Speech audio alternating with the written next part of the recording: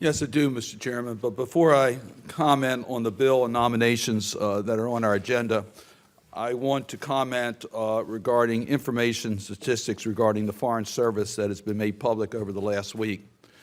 Ambassador Barbara Stevenson of the American Foreign Service Association stated last week that, and I quote, "There is no denying that our leadership ranks are being depleted at a dizzying speed, due in part to the decision to slash promotion numbers by more than half. The Foreign Service Officer Corps at State has lost 60% of its career ambassadors since January. Ranks of the career ministers, our three-star equivalents, are down from 33 to 19. The ranks of our two-star ministers, counselors, have fallen from 431 after Labor Day to 369 today and are still falling.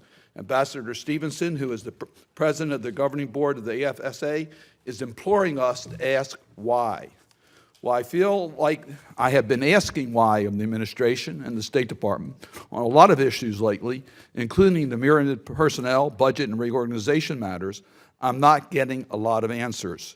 Just as one small example, although the Trump administration lifted the federal hiring freeze in April of 2017, the State Department and the USAID has elected to keep its own hiring freeze in place. Why? My impression is that the morale is at an all-time low at the State Department and USAID, causing a massive exodus of diplomatic and development expertise. Why is this happening, and what is the department's leadership doing about it? Our president said recently that we do not need to worry about the fact that many of the senior-level positions at the State Department remain unfilled, because when it comes to foreign policy, his opinion is the only one that matters. Why on earth would he say that? For the thousands of FSOs around the world working to advance the ideals of the United States, this was a horrible message. If this is the sort of high-level decapitation of leadership we're going on at the Defense Department, with 3- and 4-star officers resigning and younger officers and enlisted personnel suffering low morale and leaving as well, or not even signing up, I can guarantee you that Congress would be up in arms. Yet here, there is silence. Why? The State Department and USAID, I would offer, are every bit as vital and critical an element to our national security as the Department of Defense, the intelligence community, our law enforcement, and a myriad of others in the federal government who work tirelessly every day to protect our security, extend our prosperity, and promote our values. Folks, this situation is alarming. We put our country in danger when we do not have adequate voice and resources to all of our country's national security tools. Secretary Madeleine Albright once said, "In turbulent and perilous world, the men and women of Foreign Service are the front lines every day on every continent for us." This committee needs to continue to press this issue. It's our responsibility to make sure that we have the diplomatic assets in place in order to represent our national security. Moving to the legislative item, I want to thank Senator Corker and Coons for their efforts on this bill. The multilateral institutions are a critical part of our foreign assistance efforts. They help us coordinate activities, leverage funds, and advance our national interests and values.